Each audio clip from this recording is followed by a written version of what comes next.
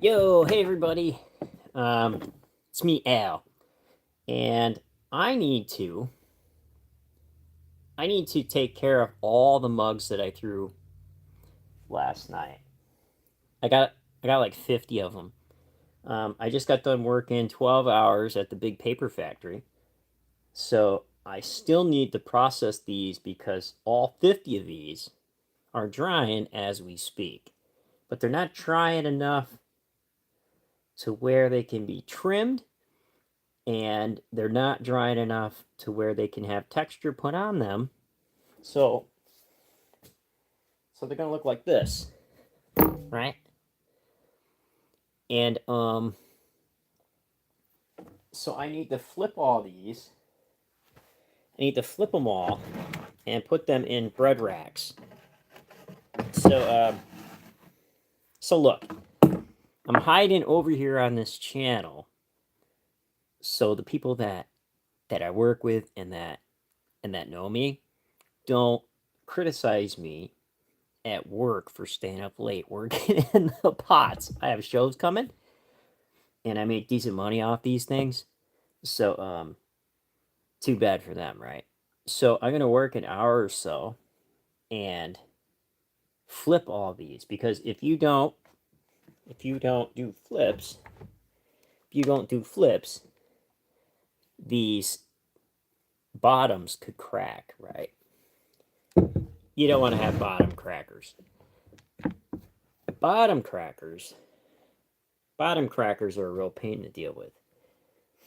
So we're gonna flip all these, and I'm gonna put all these in a bread rack, and we stack the bread racks, and the bread racks have air and holes in them, and it'll allow the moisture to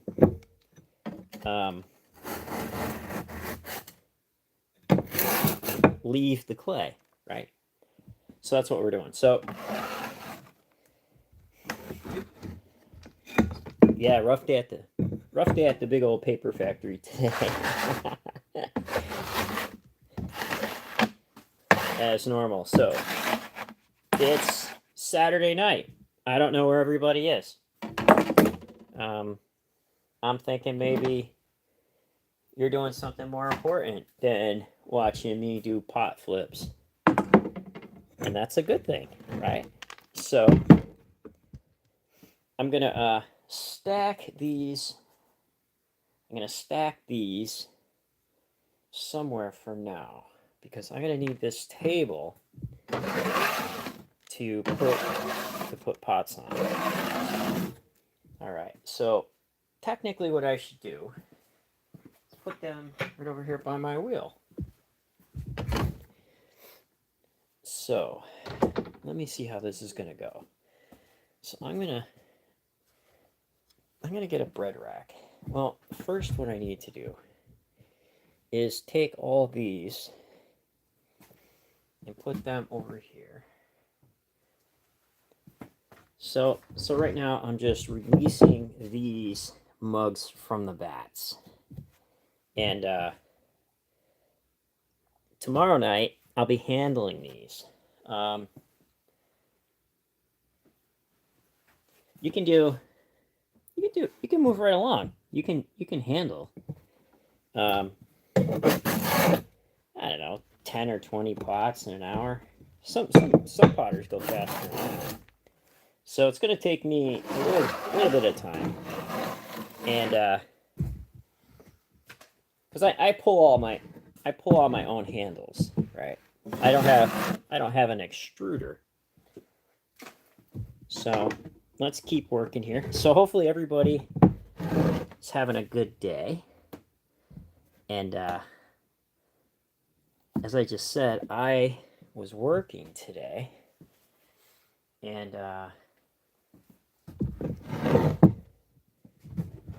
we were doing a really fast run at the paper towel factory, and the line was going pretty fast. So all the things we had to do faster, right?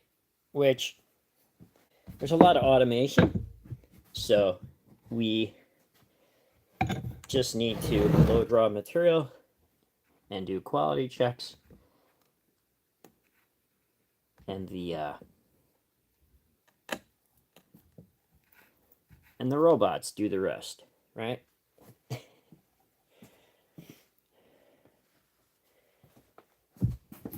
So,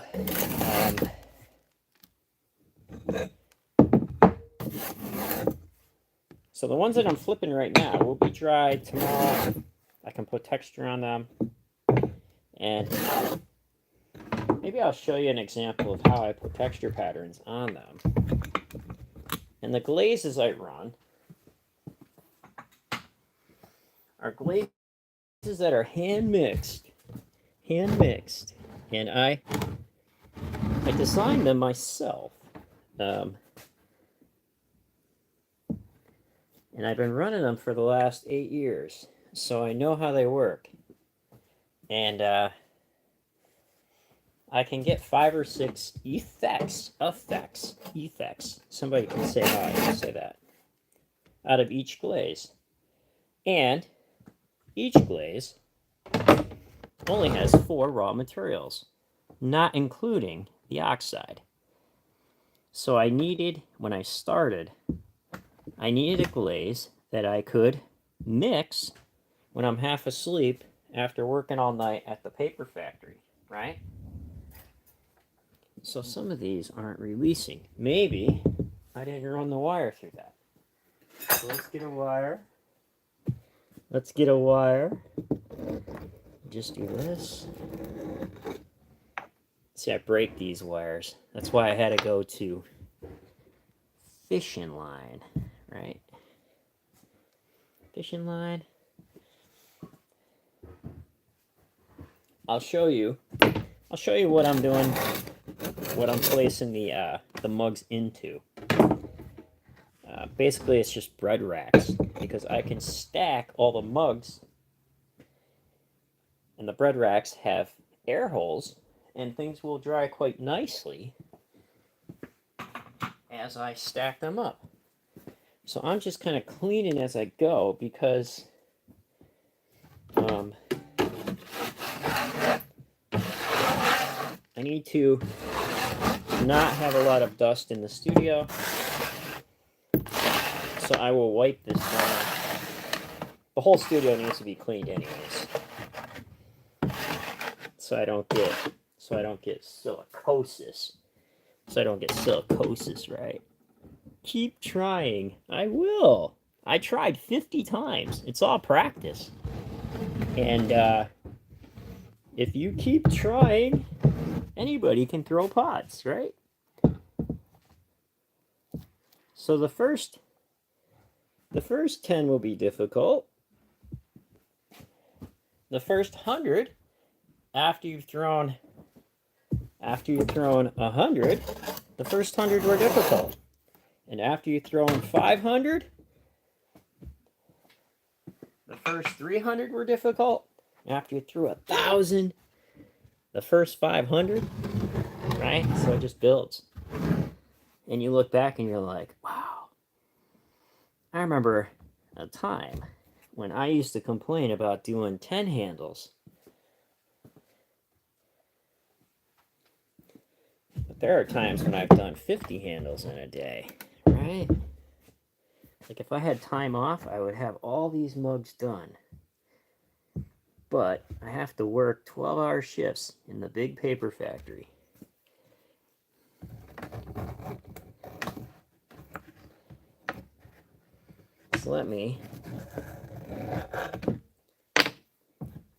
So see, I'm going to have to do some trimmies.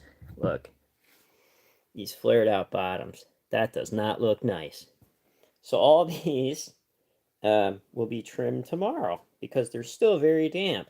And they're still holding shape. But if I don't get them off these bats right now, they could get bottom crackers.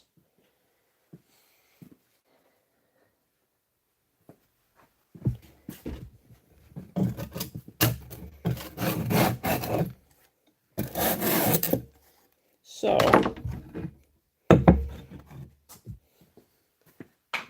I've been potting for quite some time, and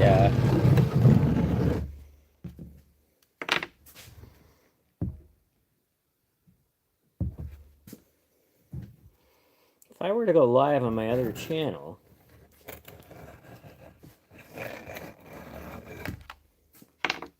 folks would find me out, you know? And they'd be like, oh, he was making work on a pot, he was making pots on a work night. Like telling me like it's school, you know? And tell the teacher on me. But I got these shows coming.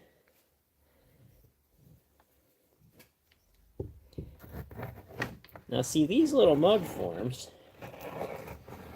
aren't finished yet because we want them to look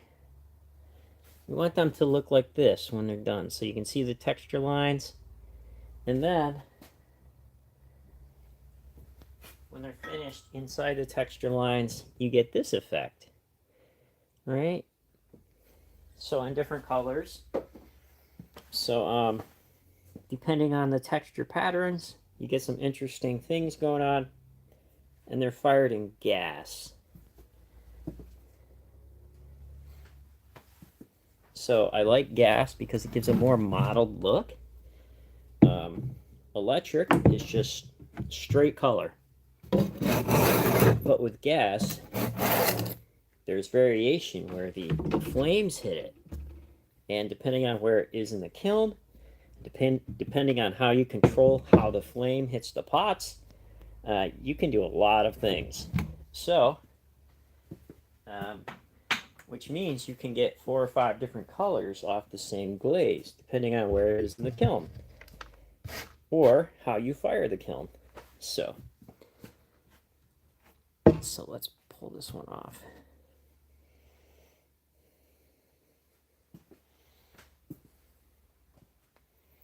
So there we go. So now what I need to do, so we got a bunch done already.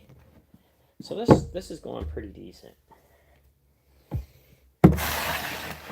As long as I'm in bed by like 10:30. I know probably some people at work, they go out drinking and stuff, you know? Then they complain about me making pots. It's not right. It's not right. Alright, so I'm gonna put this here. Because what we're gonna do is we're gonna stack all the mugs into these. So see, this is quite big. I can fit probably about 20 mugs in this.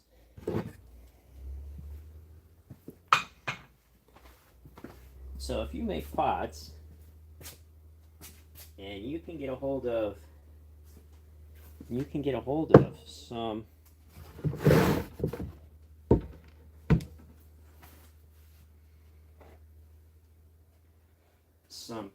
bread racks, it's the best thing ever.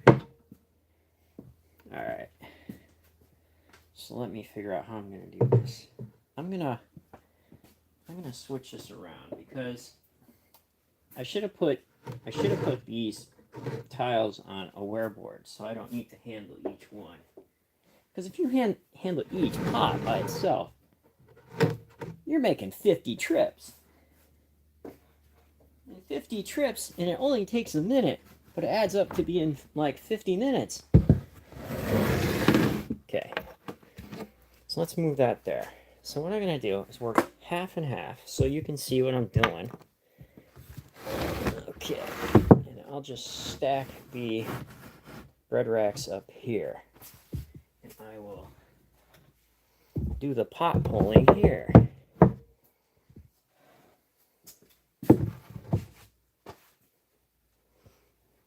Yo, thank you. Yeah, so you have to be kind of careful. And you don't want to mess the bottoms up too much. So I can carefully pull these off. So they're dry enough to come right off. So you can see the squiggle wire that I use. Makes a nice design on the bottom. And then I have an official Pottery stamp.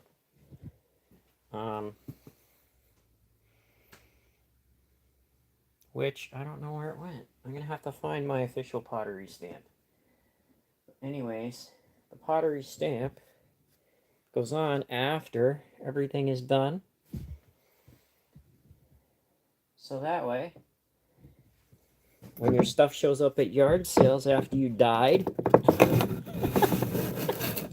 people know it was yours. How nice is that?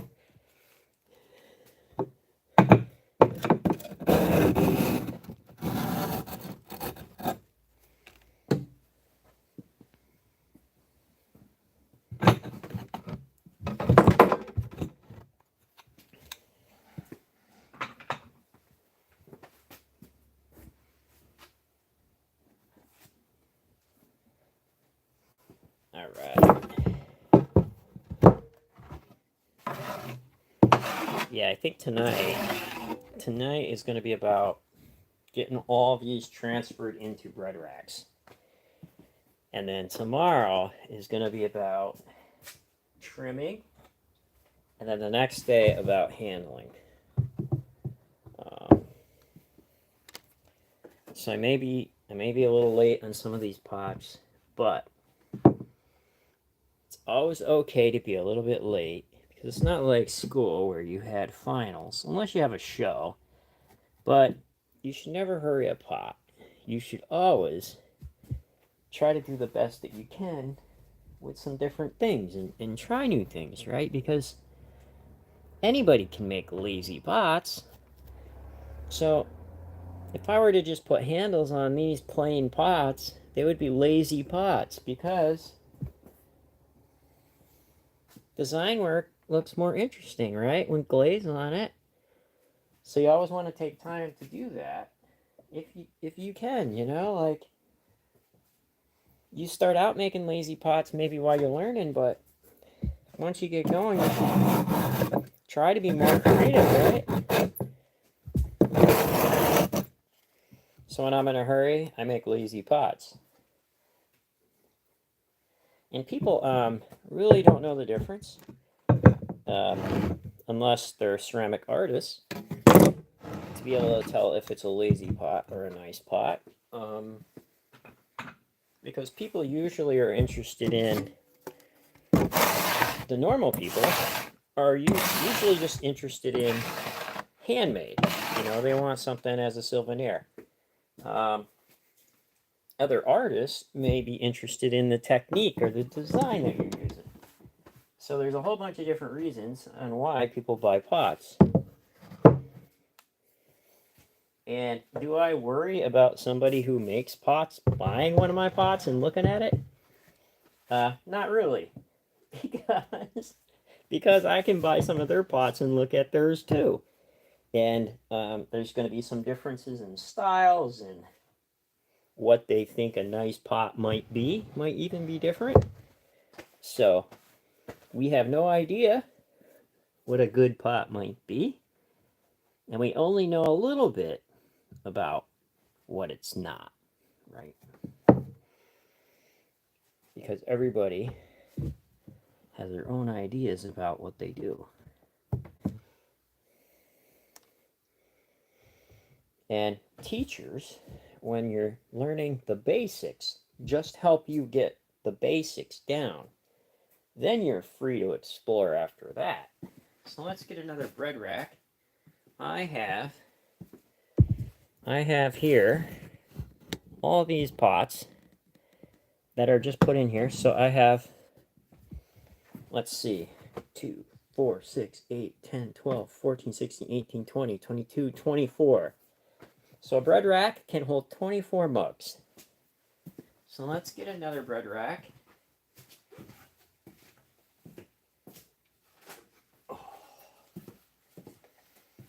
And we are going to stack these pots right up. I'm going to stack them right up.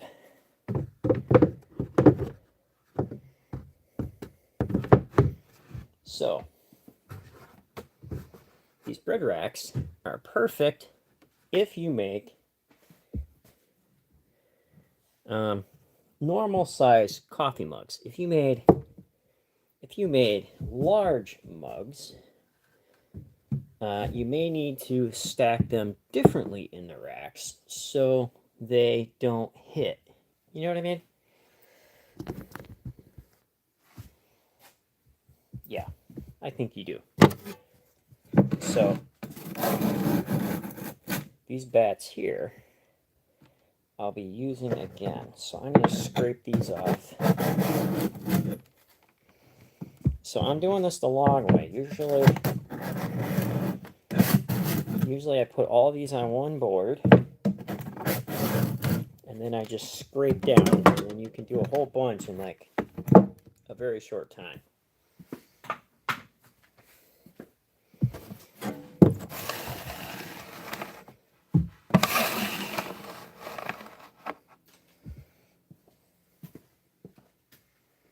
So I was on last night.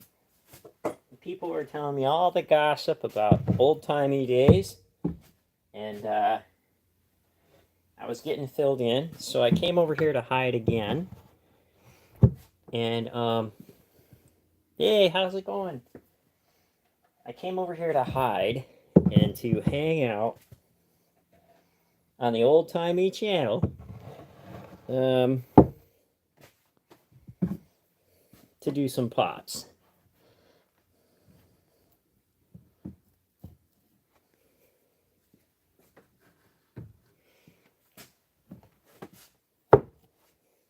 There we go. Yeah, so I have this show next weekend. It's like an artsy show. And I have some show pieces. I have some show pieces that I've done that's not production work. But we live kind of out in the middle of nowhere. And I don't know too many people that are going to shell out hundreds of dollars for the artsy stuff. You know what I mean? Because it's much better to just buy a mug as a souvenir. And normal, you know, Mrs. Davis, she just wants to, like, have something nice. And if she showed up and all I had was the artsy stuff worth a couple hundred, then I don't know. Something's telling me. Something tells me Mrs. Davis needs to buy groceries, right? But I'm going to have some of those fancy schmancy pots up there.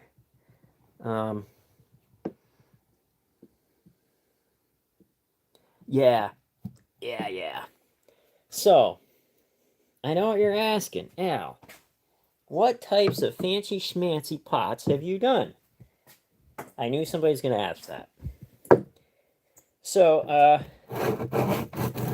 I had a gallery show, and I did 20 replica Dead Sea Scroll canisters. They were about this high from the table down, and they had little lids, and they had Hebrew written on the sides, text taken from Isaiah. And I had a Orthodox Rebbe do the spell check on the Hebrew writing. And all of these were in a gallery show. And I sold almost all of them. And I have like 3 left.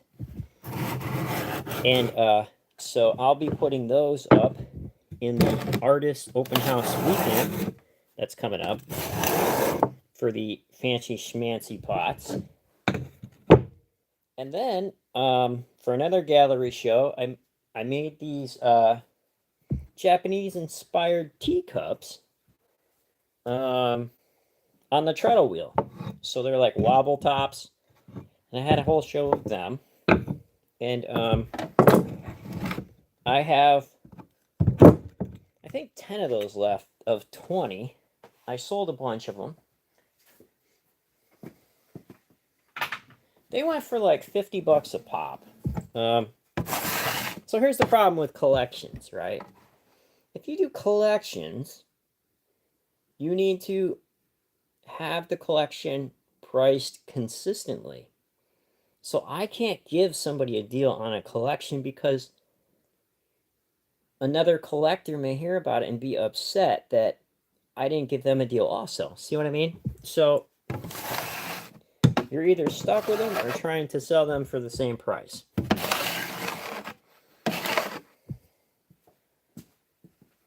So, let's keep moving here because I could get talking. But before I go, I'll show you one of those Japanese-inspired teacups that I did. And we'll see if you like them or not. You may not, because they may not be for you. You know what I mean? And that's fine. Not every pot is for everybody. Because I don't make work for everybody. Everybody can shop down at Walmart, right? I just make work for folks who care about what I do. And to be successful, you only need to sell one pot to somebody who cares. And you were successful at making and selling art. So every show, my goal is to sell one pot. And anything over that is a bonus. Now, granted, I sell a lot of pots, but I'm always happy, and my goal is always to sell one pot. Because you should never take your customers for granted, and you should always work with empathy, generosity, and gratitude in mind, right? Generosity does not mean free. It means that you're generous with the story you're telling, you're generous with how you made them, maybe, and you're generous with the change that you're trying to make.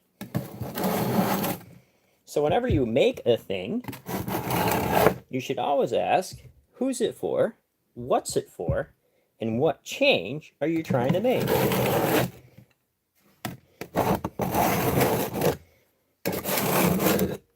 If you can do that, you only need 1,000 true fans to actually make a living at potting. I have probably 50, right? And that's good for a hobby. And then other people straggle in, and then, you know, I can make decent money at it and not need to go for a promotion at work because I make more off the pots than they would give me for the promotion.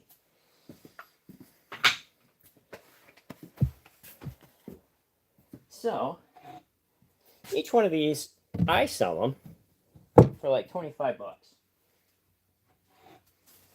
So if I can make 18 mugs an hour, and another hour for the rest of the processes, so 2 hours, that's not bad, 25 bucks an hour.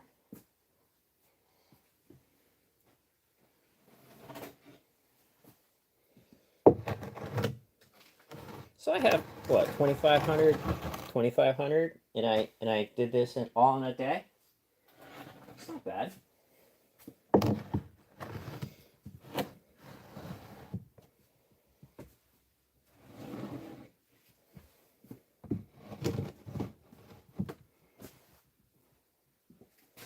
Aw, well that's nice. At least somebody does. My cat does not love me right now. Me and Mrs. Wayman 29 had to take our cat to the vet. It was walking sideways. It had a nerve swollen, and it's putting pressure, and it had an inner ear infection, and so it's on medication for that. And the cat cried the whole time in the crate, all the way down and back. Not happy at all, but it's doing much better. It's walking upright, shall we say.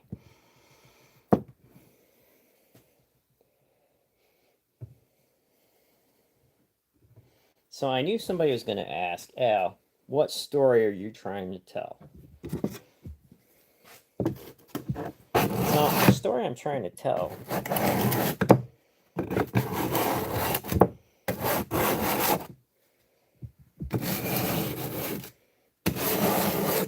is that the buyer is part of the story, and the people who interact is part of the story. So, when I make pots, I'm telling a story about this whole place, where I live, where I come from, how the pots are made. And when people buy the pots, they have a story they're telling themselves on how they picture themselves using the pots, right? So they're like, oh man, I could have some nice coffee with this nice handmade mug that I seen Al make at a live stream. Amazing. Seen the kiln opening. Then, not only is the story that I tell, the story that the work tells to the person who buys it, and the story that the person who buys it tells themselves, but the story that that person tells somebody else, tell their friends. Just say, man, I got this nice mug off this guy that I seen online making pots. And when I went down to his pottery shop, he had everything going on. Like, he showed me his kiln out back. He showed me the treadle wheel. Super nice guy. And he wants to like start teaching and like building community and doing all these things. And he gives some of his profits to charity. Can you believe that? So they'd be like, oh man, I like that kind of story. So then they all come over, hopefully.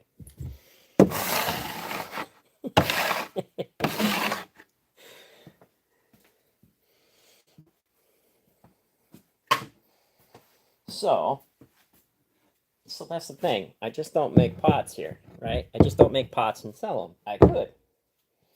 I got 20 other key activities that I do.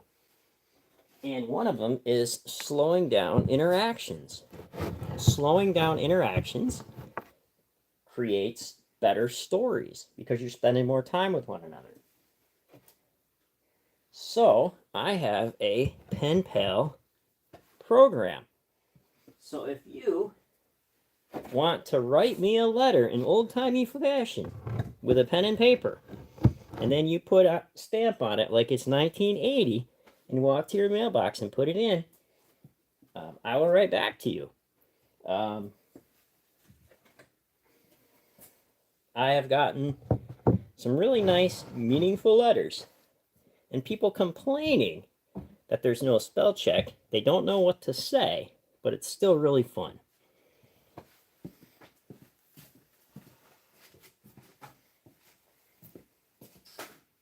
Because it's been so long since they wrote a letter and had to think about what they were saying and had to think about the stories they were telling, because it's more involved and you have to fill a whole page, not just a screen, right, on your phone or some quick message, LOL.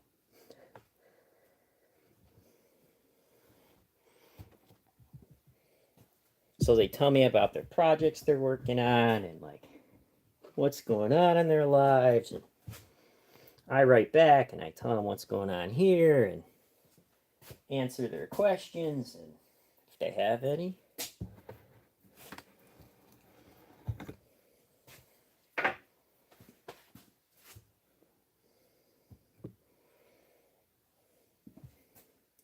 So if you want to write me a letter, you could just go to my website, creekroadpottery.com, and click on the Pottery Pen Pal program, and then sit down and think about what you want to write, and then write it all down on a piece of paper, like an old-timey fashion, and then put a stamp on it and put it in the mailbox.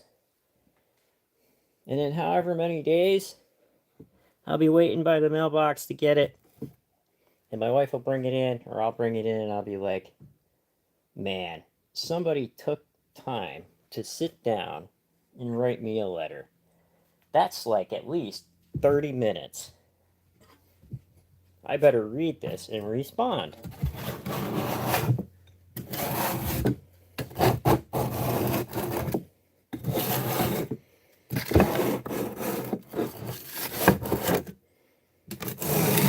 So another thing I do here is I mostly went local selling, because local selling, people come here and they can sit in my pottery shed and they can visit me like a neighbor, surrounded by the pots, and they don't need to buy anything, and the experience is quite amazing. So that's what I've been doing with my time. I've been making pots for my ideal customer, Mrs. Davis. Mrs. Davis, she might be a school teacher. She's a working class, middle-aged lady who has her own money, likes to go out on the weekends, have some fun with her friends, has kids, and she likes handmade.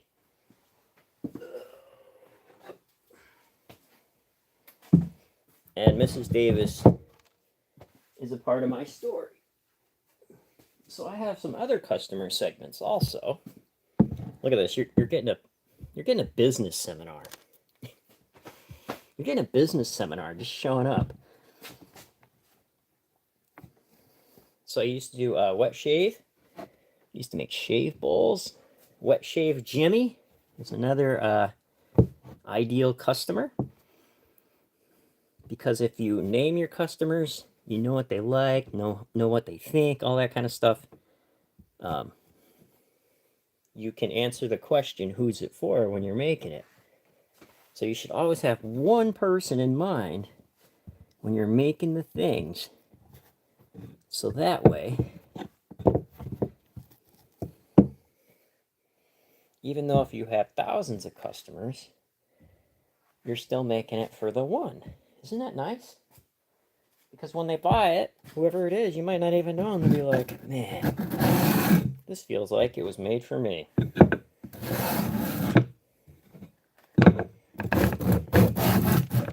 All right, so what I need to do now,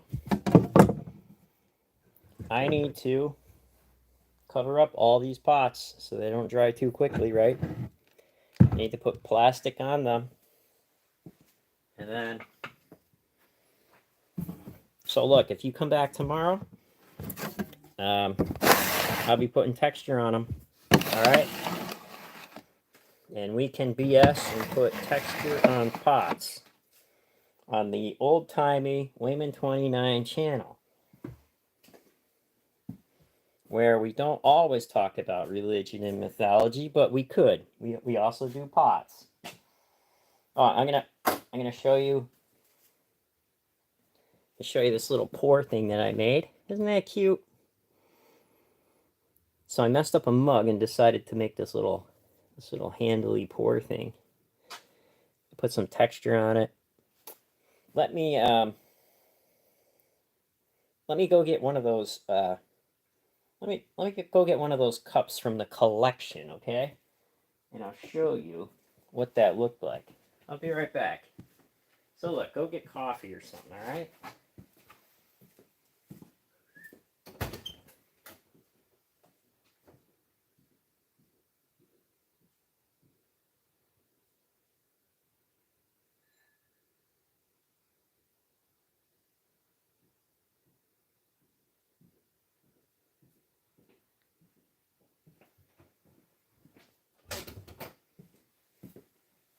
So, these aren't for everybody.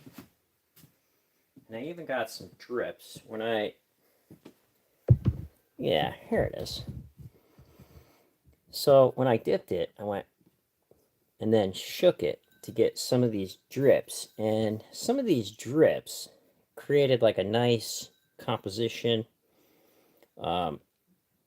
These wobble tops were made on the treadle wheel.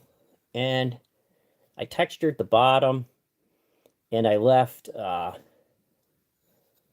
lot of this part unglazed, because when you touch it, you feel the roughness and you can feel the texture. I like doing that with pots.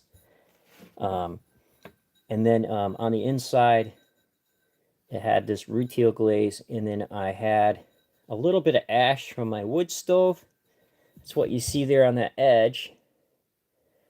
And then the red is a red glaze that I bought for this project, and I just did a little bit on the rim to kind of like set it off, you know. So these were part of a collection, and I don't know.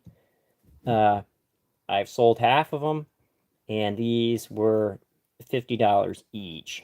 So I need to keep them at this price because people that I've known who collect my work have bought these.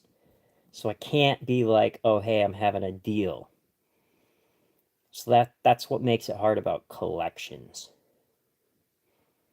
Yeah, so I remember one time I stopped at the gallery, right? I never had this happen in my life. This is a story. You get a bonus. Thank you. Yeah, so you get a bonus. So I was at the gallery talking to some of my friends, my artist friends, and they were working that day, but I wasn't. I was just having a coffee and walking around looking at the art while my wife was doing the food shopping. And my wife likes to do the food shopping by herself because she has recipe books, and um, I don't want to get in her way, and she doesn't want me in her way. So I do other things until she says it's time, and then I come help her, and I bag all the groceries and get all the things that I want to get and put it in the cart. So I was at the gallery doing that, and the ladies were talking, and this rich lady came in. She had a ton of money, right? You could tell.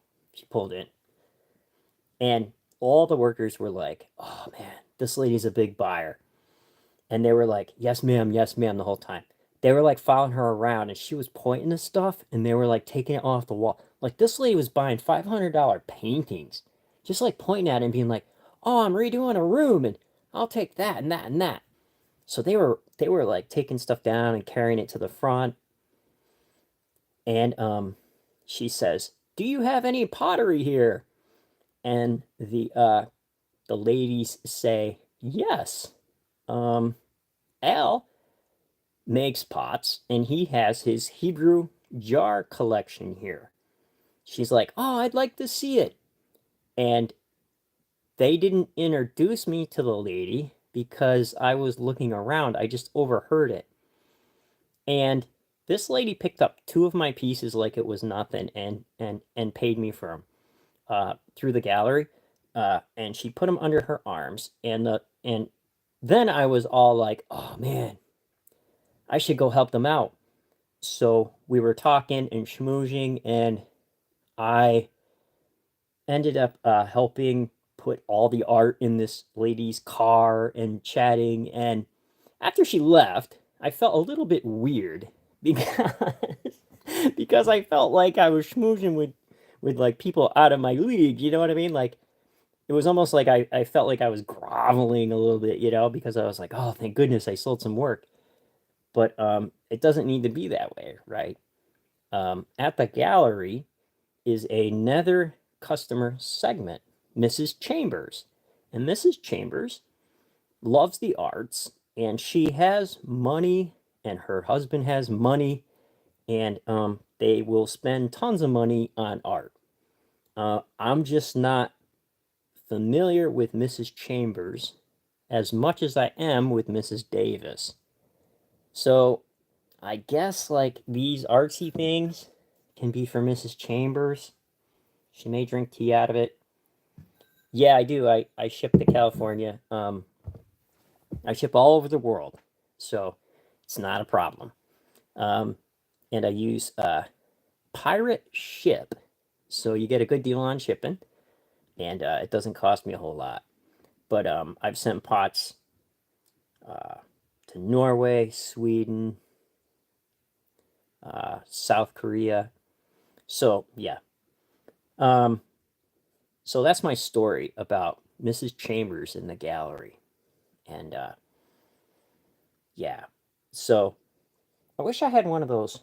I wish I had one of the Hebrew pots here, but they're on the website, so you can go on the website and see the Hebrew pot collection. There's some really bad pictures there because I'm not a photographer of work, right? I'm a potter, so the pictures aren't going to look all that good. But you can go there and look at that stuff and let me know what you think, right?